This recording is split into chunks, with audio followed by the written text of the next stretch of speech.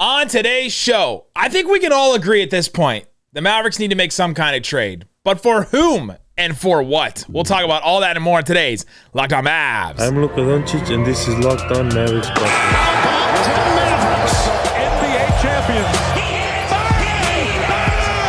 It's good! And the Mavericks have won the game! If you don't believe, you shouldn't be here.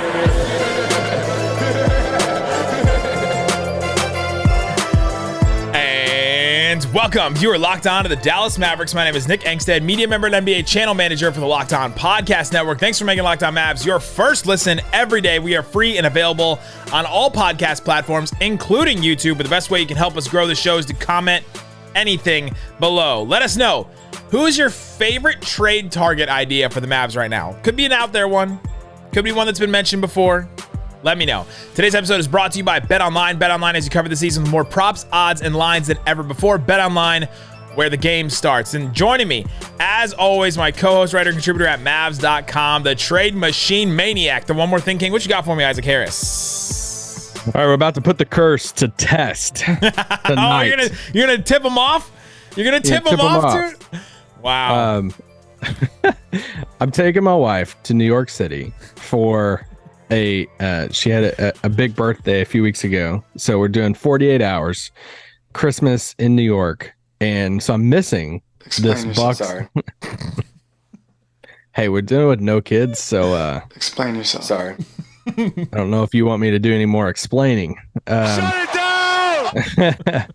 Anyway, I'm not going to be in Dallas for the Bucks game, so let's put this. Bang bro trying to keep it. That's good. I got there. You eventually got there. So let's see if the Mavs can beat the Bucks tonight in the AAC. Giannis and the crew. That'd be a massive win. We joked at the beginning of this week, said, what if Dallas goes, these next three games, Phoenix, Denver, and Milwaukee, and they win all three of them? Would that change anything? And they're one win away from winning three in a row. They're about to do that. Yeah, how would that change how you look at the Mavs? So if they do that, but what Isaac's saying is that I'm going to be solo on the podcast after that game. So it's testing the theory and testing all that. But today on the show, let's get into some trade targets. We talked a lot yesterday about, if the Mavericks ever want to find playing time, a consistent playing time for Jaden Hardy, and they also do have to fix a couple of things in their rotation, it seems like. If they want to fix a couple of those things, make room for Jaden Hardy, then you have to make a trade. You have to make a 2-for-1 type trade where you send out two players and you bring a better player back. So let's talk about a bunch of those today and see if there's anything that stands out. But first, there was actually a rumor. Sportsnet New York, I think Ian Begley reported that also on the trade front, quote, the Dallas Mavericks and Detroit Pistons touched base recently on trade talks in which Nerlens Noel's name came up. Noel, a former Knick, why is he should just put former Maverick. He was on the Mavericks before. He's drawn interest from several contending teams who have struggled with rim protection. Noel was a key force for New York's defense, blah, blah, blah, when the club made a surprise run to the playoffs. So let's start with Nerlens Noel, Isaac Harris. What do you think about your boy Nerlens making a return to the Mavs? Sign me up. Let's do it. Really? I actually do. I think he would fit fine. Like, I think he would be a guy that it was ironic that, they bring him in to play with Dennis when really it would be playing with Luka that it would be the best for him. A guy who can defend some on the perimeter. Obviously he wouldn't be playing with Rick this time around. So I don't think he would be going to get a hot dog at halftime again and all of that. But it was kind of a bummer because, his situation, kind of fizzled out before Luka got going in Dallas. And it was like, oh, man, kind of wish I could have seen a healthy, Nerlens. At least a little bit, yeah. Yeah, with Luka a little bit. So he makes $9 million this year. There's a team option for that $9 million next year. So I don't know. I mean, if they make some other moves, or, if they trade one of the other guys, I'm not going out and trading for Nerlens Noel while I have JaVale and everybody on the roster. Like, if JaVale's part of another trade, or if Dwight Powell goes out in another trade, something like that, or Christian Wood goes out in another trade, and they're looking at, hey, who's another guy out there that would be cheap that we could add to our, our center, our 5-man bullpen, if we want to say that. He fits the mold of like what they would, what they look for at the 5 spot.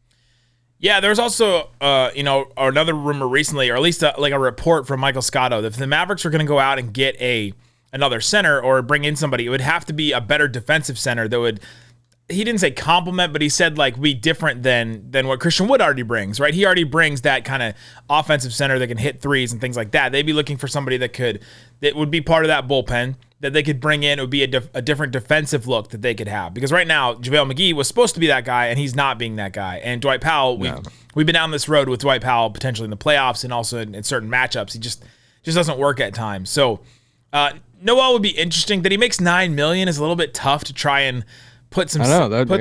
Tough to put some salaries together to try and make it work. Like I don't think you're sending Reggie Bullock out for him. I know that I can hear. Hold on, I can hear several Mavs fans would be for that deal right now. And you guys all need to calm down. You guys need to slow down. Especially if they're not making any other deals. Like, there's no reason to have JaVale, Nerlens, Maxey, Christian Wood, Dwight. Like, there's no reason for that. And they can't trade Maxey this season because he had that extension. So that's kind of out the window too.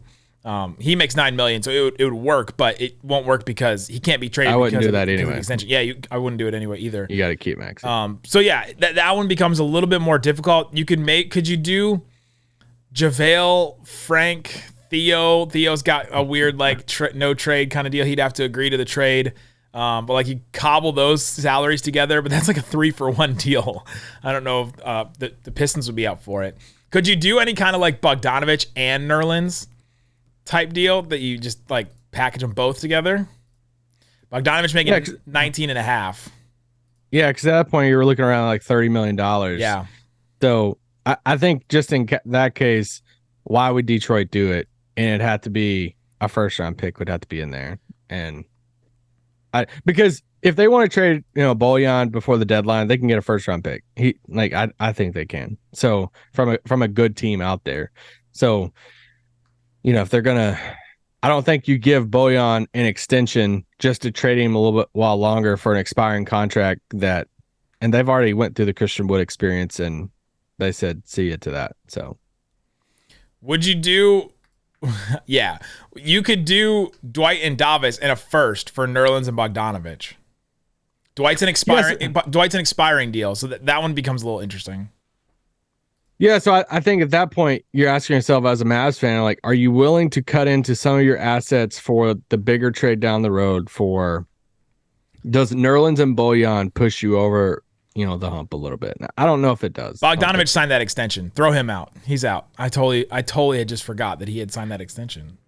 There's something weird though to where he can be traded, I think. But I seen Eric Pincus talking about this the other day about how people's been asking him over and over if the Lakers could trade for him. and there was something like he's answered it a million times that there's a way that they could. But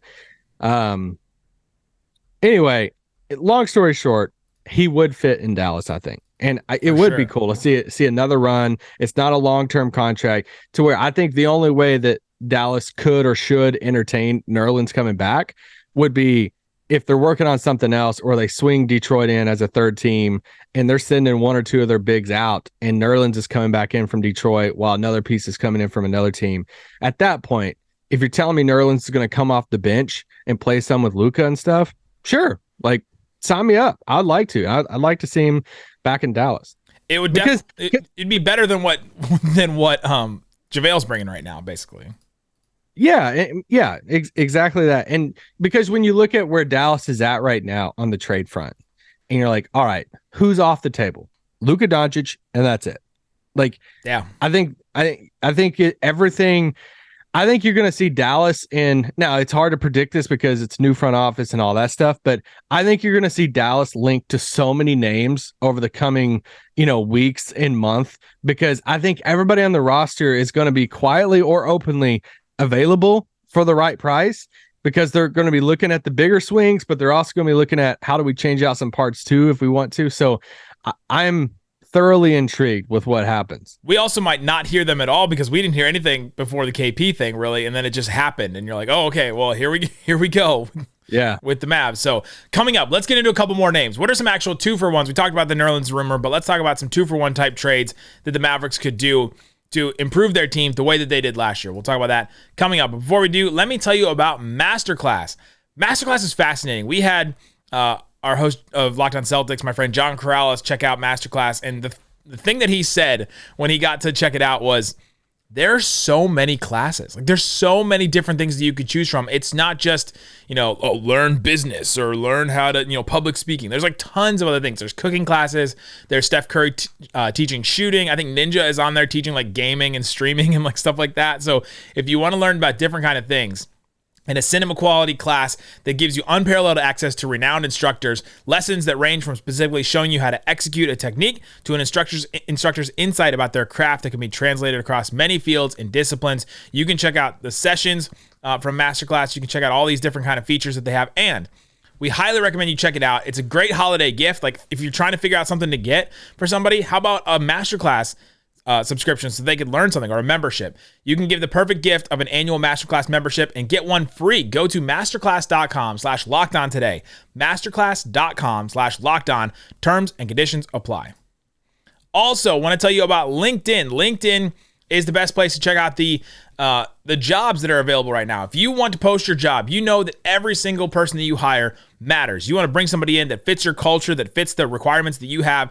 You can use simple tools like screening questions. Make it easy to focus on candidates with just the right skills and experience so you can quickly prioritize who you'd like to interview and hire. It's why small businesses rate LinkedIn Jobs #1 in delivering quality hires versus leading competitors. Check out LinkedIn Jobs to help you find the qualified candidates you want to talk to faster. Post your job for free at linkedin.com. That's linkedin.com/LockedOnNBA. LinkedIn.com/LockedOnNBA to post your job for free. Terms and conditions apply.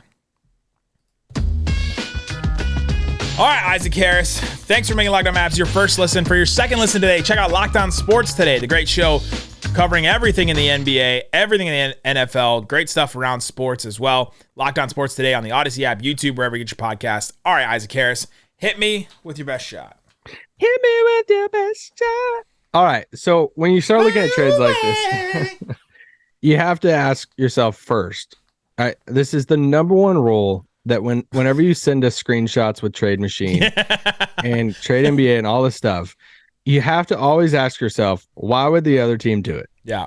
Please start with that. Okay. Even though we've seen some actual trades over the years where you're like, why would the other team? Yeah, that makes no sense. But generally, the Bogdanovich trade was like that.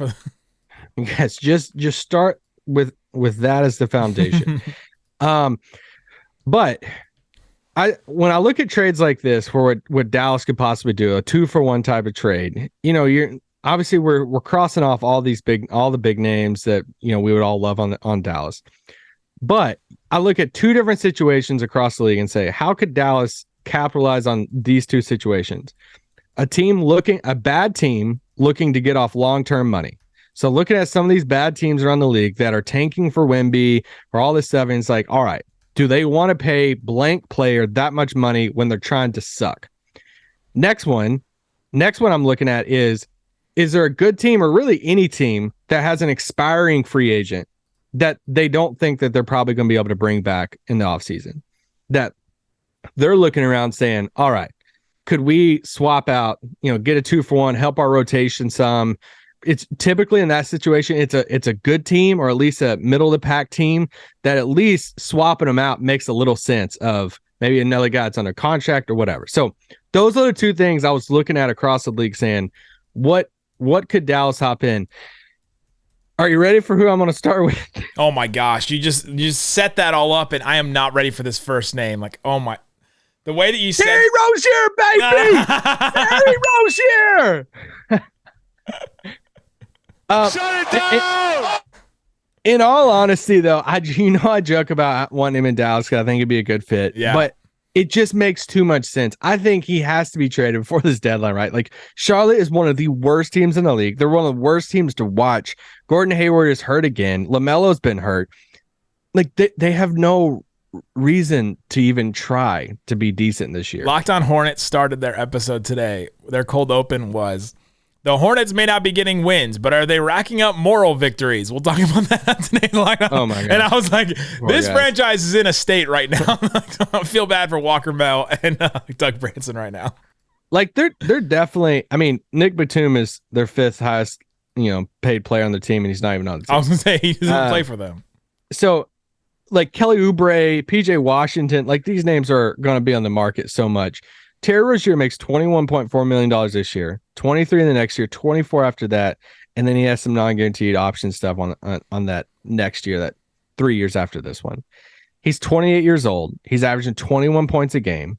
So if you're a team like Dallas and you're calling up Charlotte and you're saying, hey, are you really wanting to pay a win now type of player like Terry Rozier while you're trying to suck and like lose basketball games, and you have other guards, and you took a swing at Dennis Smith Jr., who's like, Dennis Smith Jr. is perfect for them to see how good he is the rest of the season. As you just like lose games, you're like, hey, let's just swing at Dennis.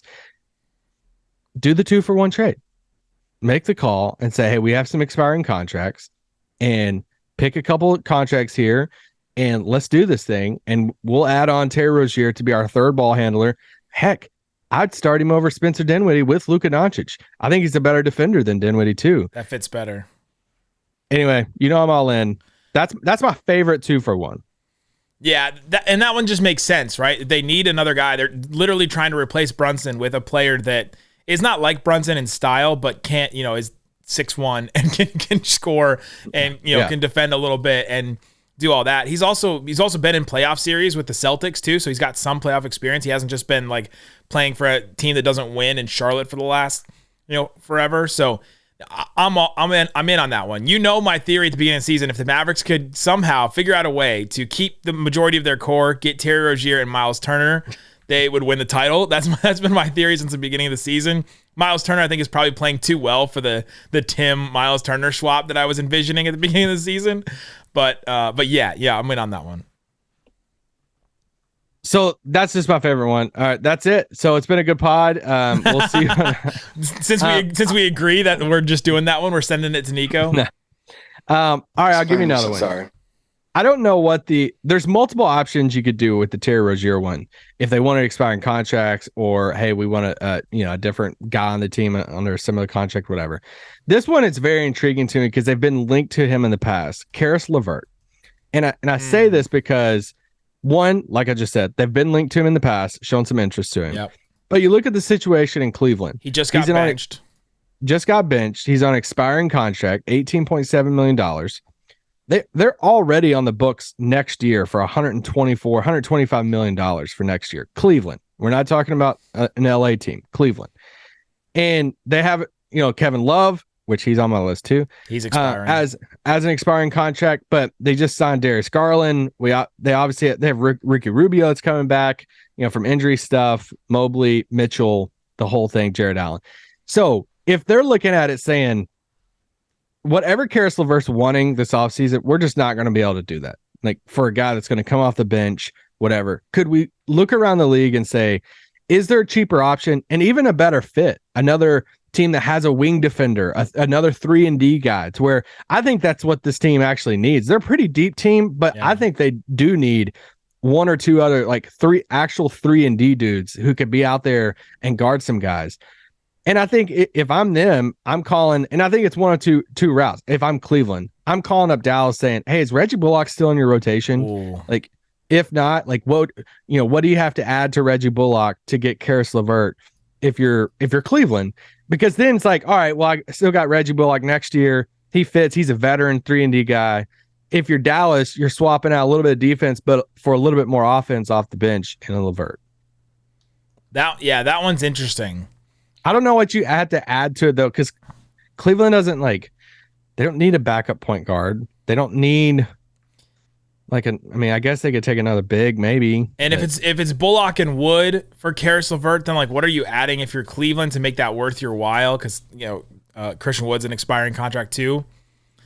If it was Bullock and Powell, like, are you giving away too many rotation players to come back from that? Like, I don't know. Is LeVert and Tim Spider-Man meme? What answers does a Caris LeVert, like, what questions does Caris LeVert answer for the Mavs? That's another question. I think you only do a deal like that because you are unsure about the offense when Luka's off the floor, because he gives you another, like, offensive punch. Yeah. Like, if you're unsure about the consistency of Tim Hardaway, or, there's another route that Cleveland looks at this and says, hey, LeVert wants a lot of money. We don't know if he even wants to be here. We don't know if he wants to be here. And you look at it and you say, hey, we'll just offer LeVert straight up for Tim Hardaway. And Dallas is looking at it saying, all right, well, they're kind of the same player. and we get off the long-term money. A lot of money. And Cleveland's like, I mean, we don't have to worry about free agency for Tim for a while, so he's at least locked into the team.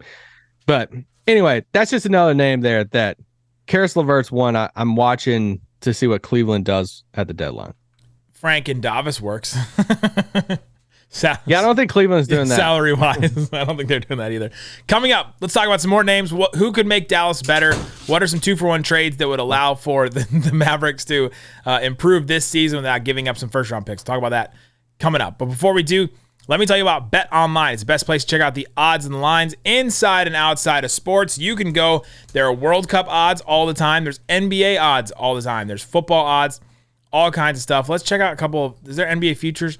The Dallas Mavericks, plus 2,200 to win the title. Tied with the number one in the West, New Orleans Pelicans at 2,200. The Grizzlies are above them at plus 2,000. Nuggets plus 1,400. Clippers plus 1,000. That one, do not put your money on that one. That's a bad number. Suns plus 900. Warriors plus 800 still. Warriors still have better odds than anybody else in the West. All kinds of different stuff on BetOnline. You can check it out. See what's available. BetOnline, it's where the game starts. All right, Isaac, give me another name. Who are you looking at that the Mavericks could make a trade for, maybe a 2-for-1 that would make them better? Let me give you 3 expiring guys as you, Brian Windhorst, scroll away from the screen. Let me give you 3 expiring guys, and you tell me which one that you think would be better at Dallas. All right. Kelly Oubre, Harrison Barnes, or Kevin Love. Oh, the Harrison Barnes one is just too good. Like that's the. I'm gonna go Kirk Henderson all up on this. That's one of the mistakes the Mavs never should have made, is just trading him and expecting that there would be cap space available and that somebody would come sign. Like that's the player that they should have kept all along in all this. Well, cap space was available, but there's no someone available to take the cap space that was there, right? Like that was the summer where they're like, well, maybe we can get Giannis. I'm like, yeah, I guess you take the chance on that, but yeah, that's the one you look back and you're like, well, we didn't get anything for that. You got Zach Randolph and Justin Jackson for like a couple of good games and an offseason where some people thought that he would start for the Mavericks the next year. I'll never forgive Zach Lowe for the Justin Jackson. How much better is Harrison Barnes? Never in my life will forget that. Hey, even gods are wrong, Isaac. No, Sacramento is intriguing, with me. I want to feel like Sacramento won't trade him because they don't have a ton of like vets on that team, like good vets with this young surging team.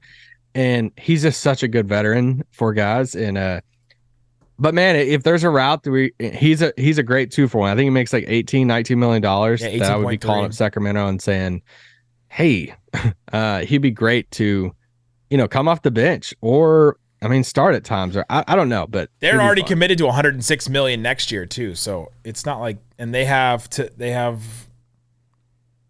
I guess they don't really have to re-sign anybody. They got guys signed all next year, but I guess Terrence Davis, Chimezie Metu, a couple here and there, but Metu hitting the 3.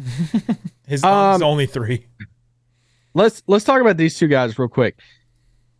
John Collins, how much better? I'm gonna get in trouble saying that.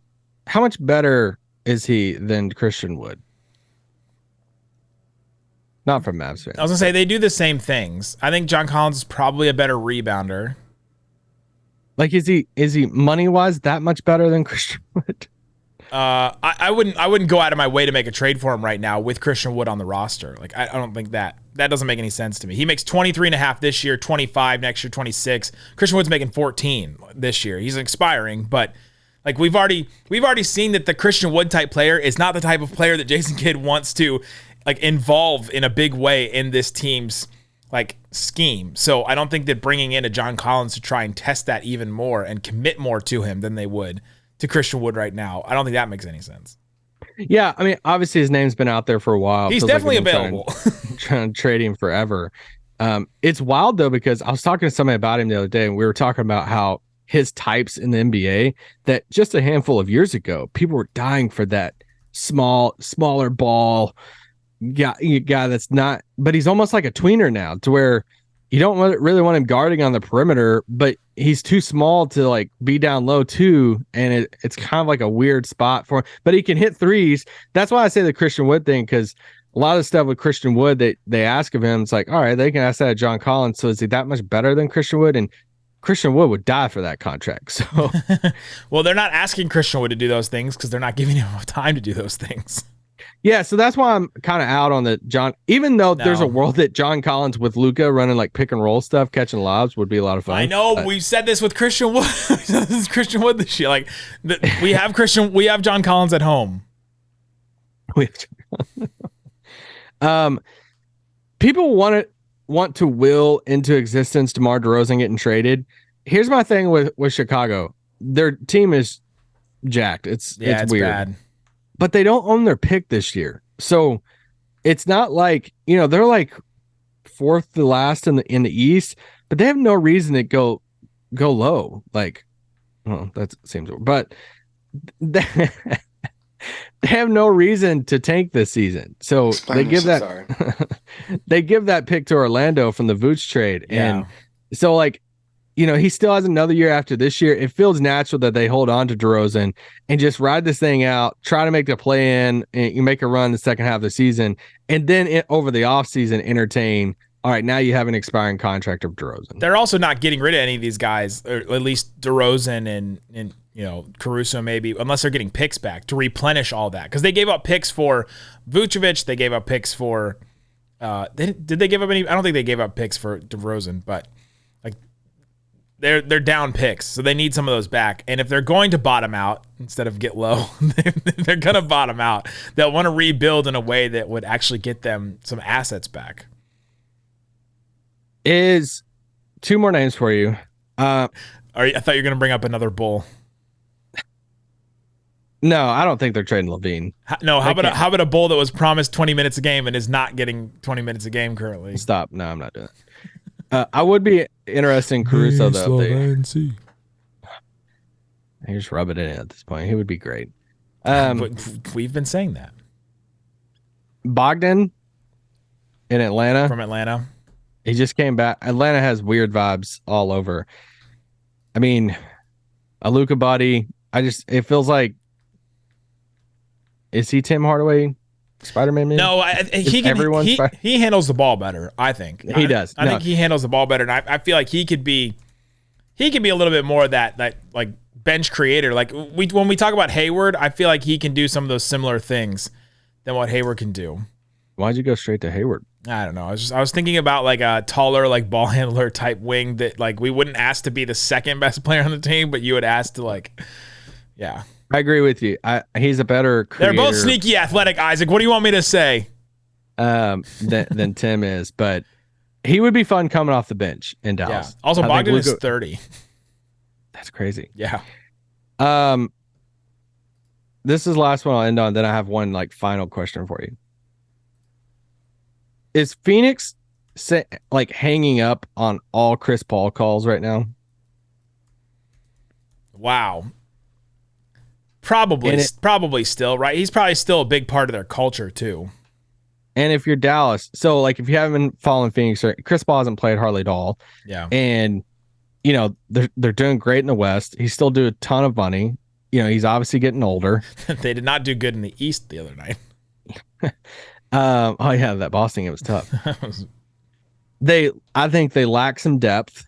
For sure. If you're Nico, are you just making that call every few weeks, just checking in with James Jones and saying, hey, I know you need some depth. We could probably piece something together, like three for one type of deal out there. I don't know if they would take any calls with the Mavs right now. Also, he's making, what's he make? He makes $28 million. Who are you sending back? No, would Dallas even be interested? I mean, he's not playing right now. He's hurt. He's older. Man. And it's like, I could hear the argument too of saying, oh yeah, Dallas wouldn't even make that call because now you're locked into that money over the next few years. And if this is what he's just going to be. I just don't know if a Luka Chris Paul defensive, like if you're really committing to that, I don't know if that gets it done for you. The Mavericks attacked him like so much in the playoffs. No, it's true. I'm not saying I'm like in love with it. I'm just wondering. Yeah, maybe there's some other teams asking that question. Is Kyle Lowry just fully off the table for you? Not yet. Not yet, I don't think, because I think he's been playing a little bit better lately. He was leading the league in minutes at one point, so the Mavericks wouldn't ask him to do that. But he makes $28.3 million this year, almost $30 million next year. So it's just 2-year deal, and the Mavericks would not ask him to start necessarily. They may start him and put Dinwiddie off the bench, but he does bring some of the things that the Mavericks would need. He wouldn't be the savior answer like we thought he would be like 2 years ago when we were like begging for the Mavericks to go after Kyle Lowry and make that happen before the Heat got him. But yeah, that one's not done for me yet, especially if you can, like, if the Heat decide that they're not good enough. They got a good win against the Clippers, but if they decide that this season is done, we're going to blow it up, and they're not wanting like direct player for player back, then yeah, I'm interested in that. Okay. We know this front office liked him because, sure. you know, they went after him a little bit. So I'd be curious. I'd be really curious what his trade value is around the league and how much, you know, could you get Kyle Lowry without giving up a first round pick? Would Miami have to get a point guard back in a type of deal like that? That's what I'm saying. If they decide that their team is not worth, like, okay, all right, we're just going to blow it up, we're going to try to do a couple things, then maybe they don't want a point guard back for him. Yeah. Is there a bigger deal that you're looking at? And it's like Lowry and Duncan Robinson, and then you're looking into, now you don't have to include a first round pick. You're adding some other salaries in that. That's a big deal. I know. That's why yeah. Anyway, I'm going to save my question for another pod. You would have to do Davis, Christian Wood, and then another $15 million added that onto whatever deal you do. Oh, that's a lot. So there you go. Let us know in the comment section below. What's your favorite trade target? Maybe it's one we mentioned. Maybe it's one we forgot about. Let us know. Thanks for making us your first listen. Check out Locked On Sports today on YouTube, wherever you get your podcasts. Guys, thanks so much for listening to Locked On Mavs. Peace out. Boom.